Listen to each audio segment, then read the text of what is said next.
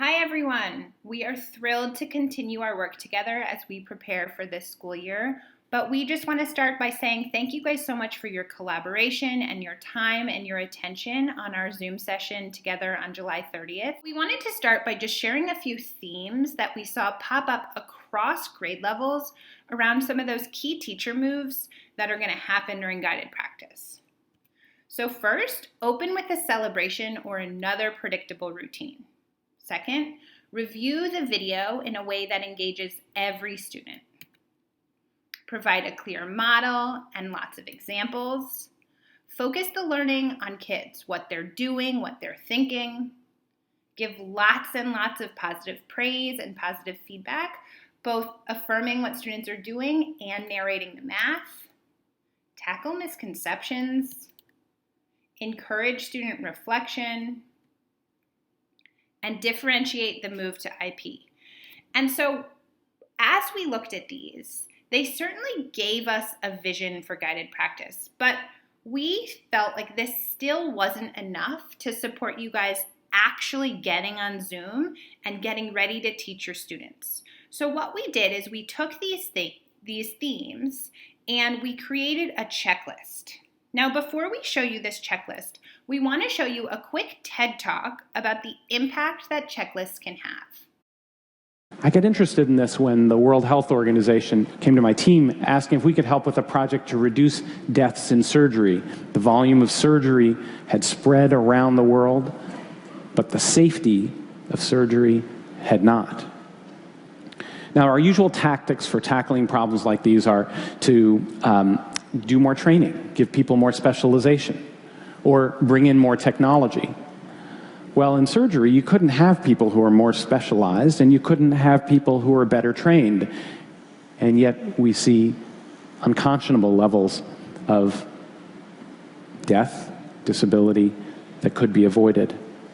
And so we looked at what other high-risk industries do. We looked at skyscraper construction, we looked at the aviation world, and we found that they have technology, they have training, and then they have one other thing, they have checklists. I did not expect to be spending a significant part of my time as a Harvard surgeon worrying about checklists. And yet what we found were that these were tools to help make experts better. We got the lead safety engineer for Boeing to help us. Could we design a checklist for surgery, not for the lowest people on the totem pole, but for the folks who were all the way around the chain, the entire team, including the surgeons. And what they taught us was that designing a checklist to help people handle complexity actually involves more difficulty than I had understood. You have to think about things like pause points. You need to identify the moments in a process when you can actually catch a problem before it's a danger and do something about it. You have to identify that this is a before takeoff checklist. And then you need to focus on the killer items. An aviation checklist like this one for a single-engine plane isn't a recipe for how to fly a plane. It's a reminder of the key things that get forgotten or missed if they're not checked. So we did this. We created a 19-item, 2-minute checklist for surgical teams. We had the pause points immediately before anesthesia is given, immediately before the knife hits the skin, immediately before the patient leaves the room. And we had a mix of dumb stuff on there, making sure an antibiotic is given in the right time frame because that cuts the infection rate by half. And then interesting stuff because you can't make a recipe for something as complicated as surgery. Instead, you can make a recipe for how to have a team that's prepared for the unexpected. And we had items like making sure everyone in the room had introduced themselves by name at the start of the day, because you have half a dozen people or more who are sometimes coming together as a team for the very first time that day that you're coming in. We implemented this checklist in 8 hospitals around the world, deliberately in places from rural Tanzania to the University of Washington in Seattle. We found that after they adopted it, the complication rates fell 35%. It fell in every hospital it went into. The death rates fell 47%. This was bigger than a drug.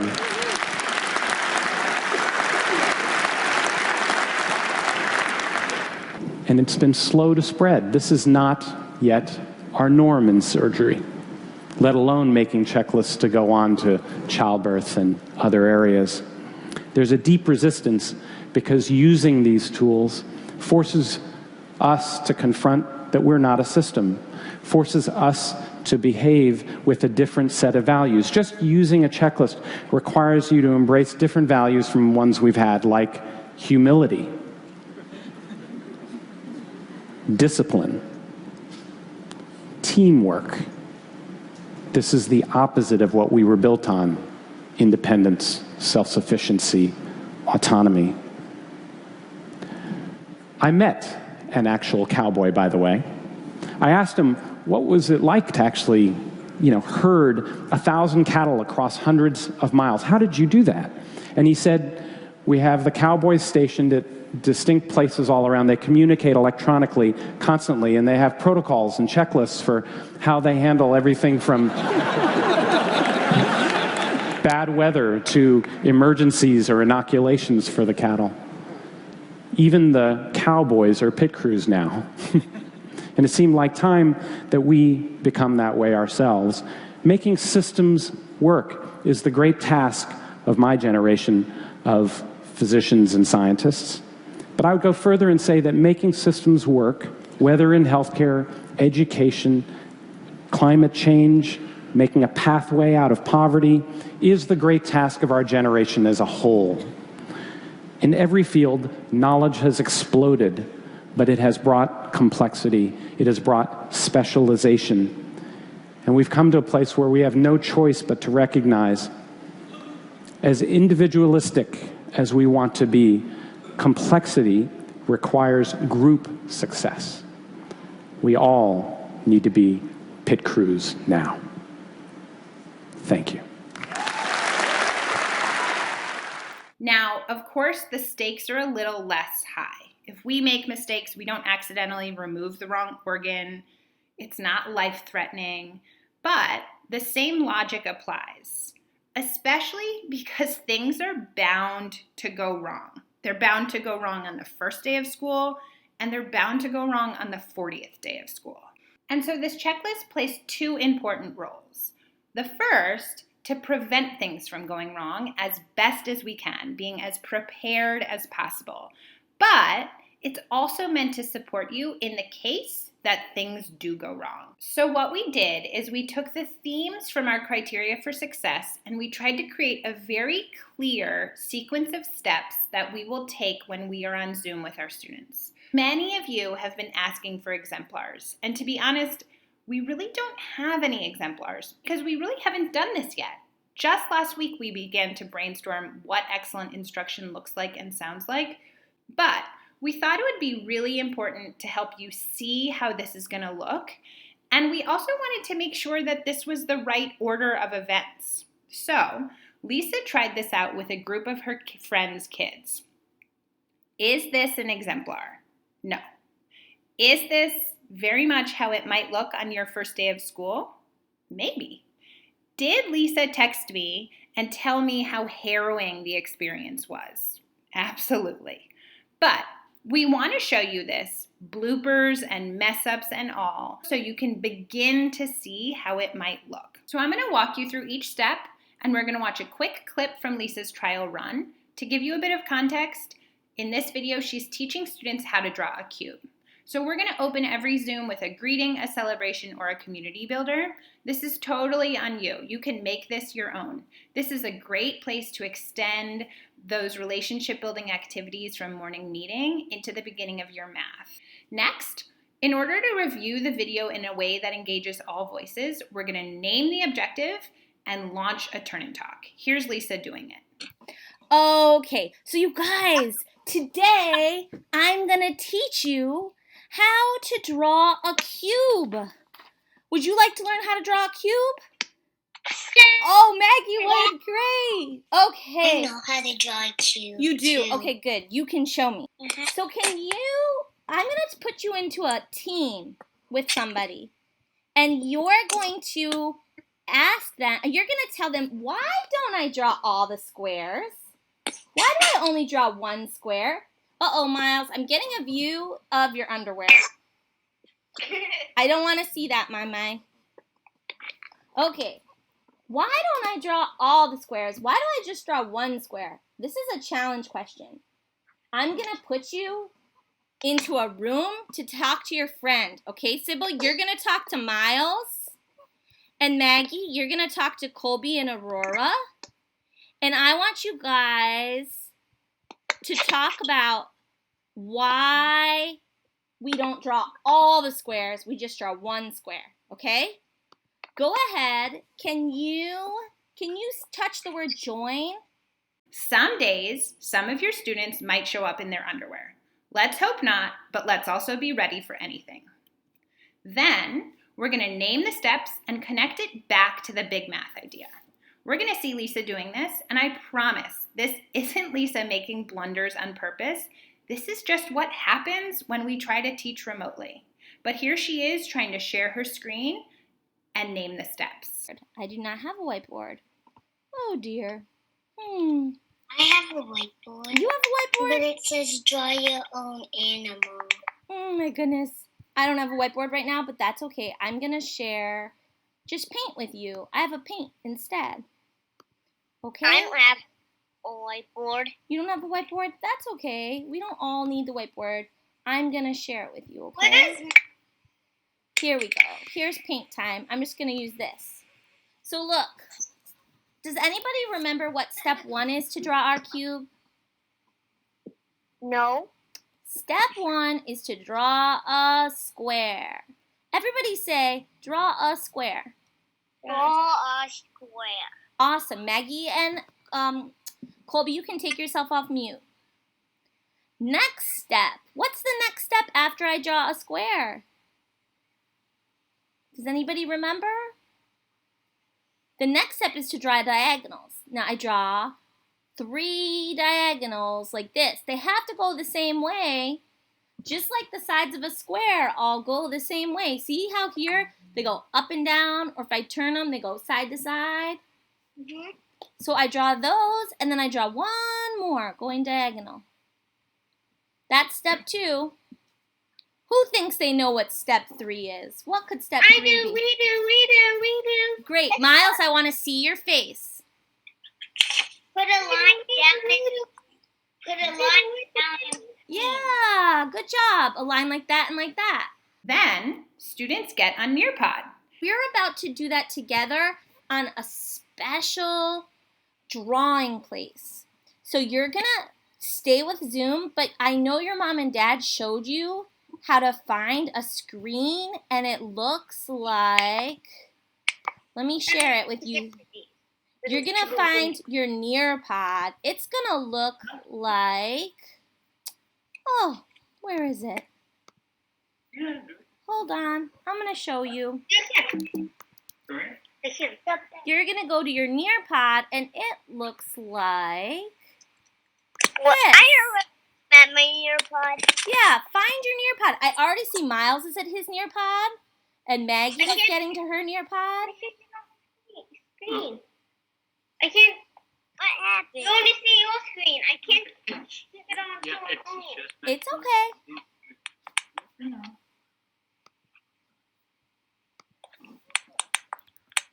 Sybil, do you have your Nearpod link? Did your dad show you a way to do Nearpod? Dad's just walking. Yeah, but did he show you a way to do Nearpod or no? No, he was walking the whole time. Okay, Maggie, are you on your Nearpod? Can you draw a picture of your favorite animal? I think Sybil's exclamation of, oh no, he's just working, could be the theme of the pandemic if you have children. Anyways, then you narrate the math. I see Maggie. Miles, are you drawing your cube? Good job, Colby. I already finished it. I'm not used to drawing with a laptop. That's okay. That's what we're here for. We're learning. Good job, Sybil. Good job, Miles. Colby, I see you're doing it. Wow! All right, let's try another one. Next, you give corrections. Oh, I see. Okay, I'm gonna send it to you a different way. Miles, can you see what I'm drawing? Maggie, can you see what I'm drawing? I can see what you're drawing. Here's what I noticed some people are doing. Some people, when they draw this bottom line, they draw this bottom line straight. We don't want to draw the bottom line straight.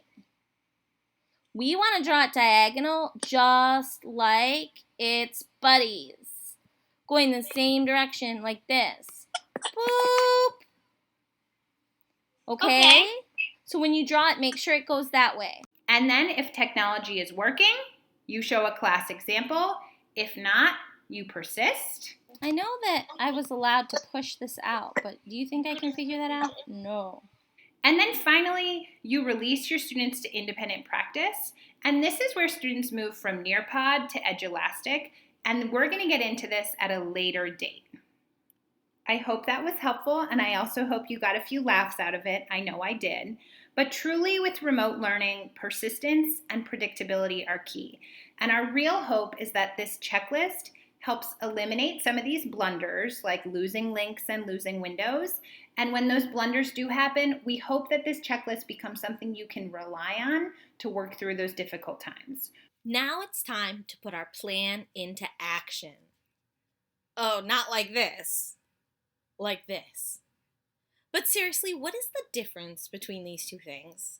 I suspect the person who made the cat cake was doing it for the very first time, and I am really sure that whoever designed the Empire State Building wasn't doing their very first building for the very first time. Excellence takes practice.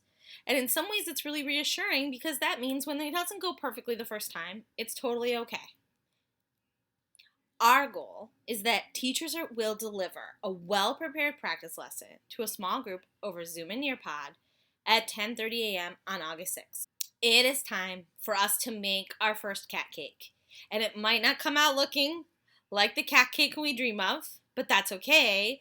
Better to do it before we get in front of kids. Susanna talked through with you the criteria for success that we collaborated on as a network and how that led to a checklist that we can use when we are on Zoom and Nearpod with students.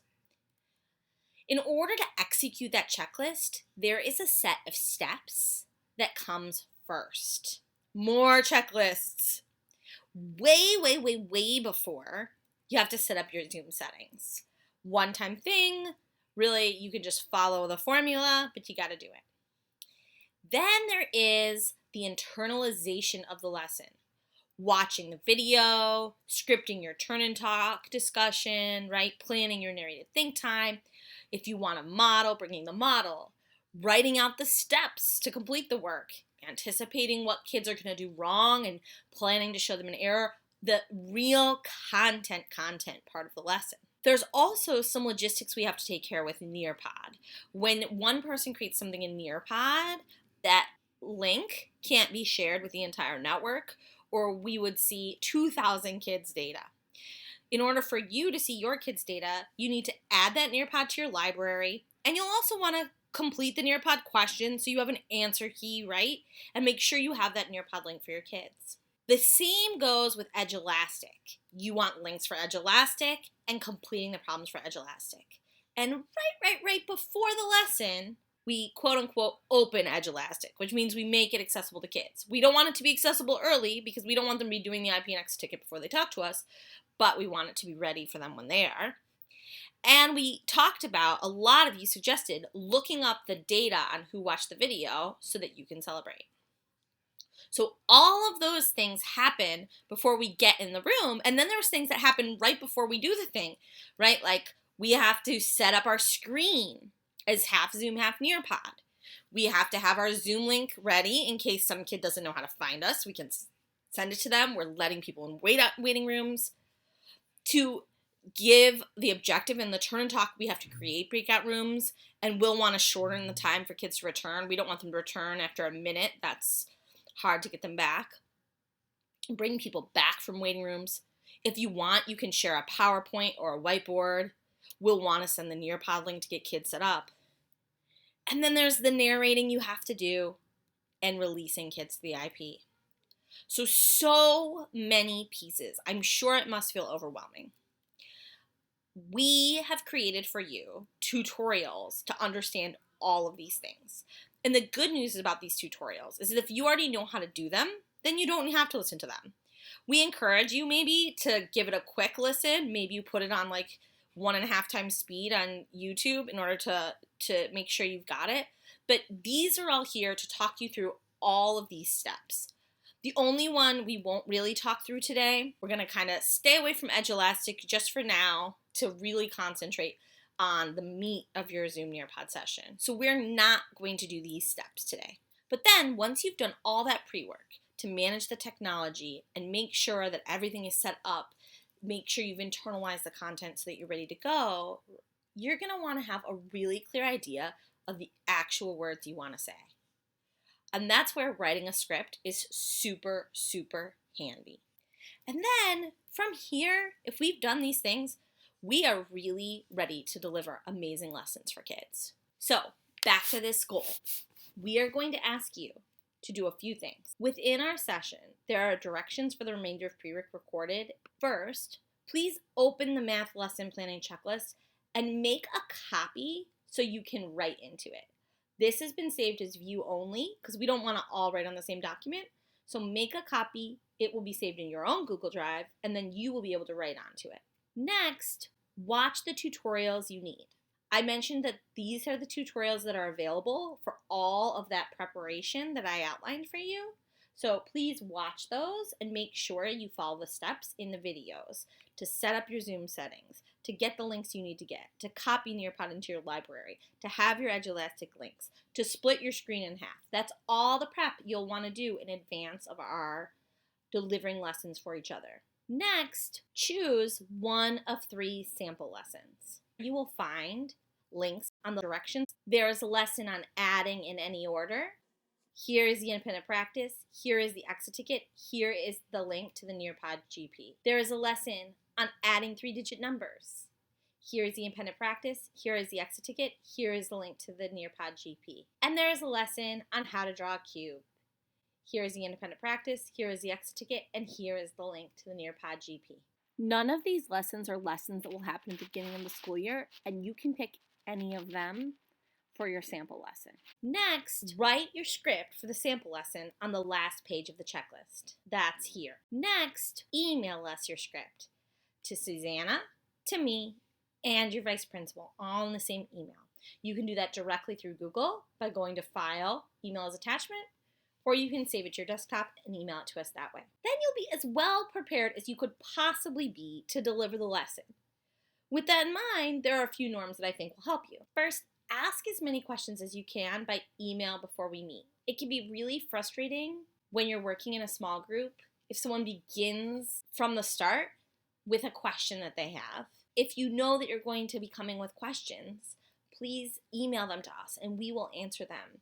And that way you can dive in and really practice. With that in mind, expect to have questions as you go. So it is very possible, this is the very first time we're working with this technology, you're gonna need to stop and say, uh-oh, where is the button for the breakout room? Uh-oh, how do I shorten this time length? And you're going to need to interrupt yourself to ask questions that you couldn't have anticipated. So there's questions that you're anticipating, please ask those, but also it is okay to ask questions as you go. This isn't a perfect practice. You're learning as you practice. Be as prepared as you would if you were teaching real students. If you would normally have a PowerPoint or an anchor chart to help you, then have a PowerPoint or an anchor chart to help you.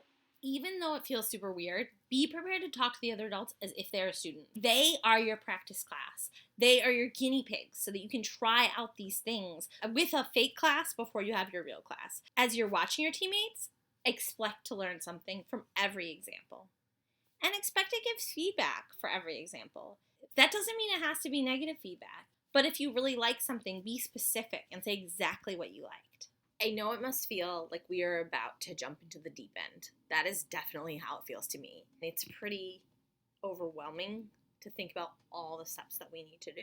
But we are going to have to get into that water for our children. And we don't want to be like this puppy who's blissfully unaware and just falls in. We can do this. we can carry our kids through this water, and we just have to get into the pool.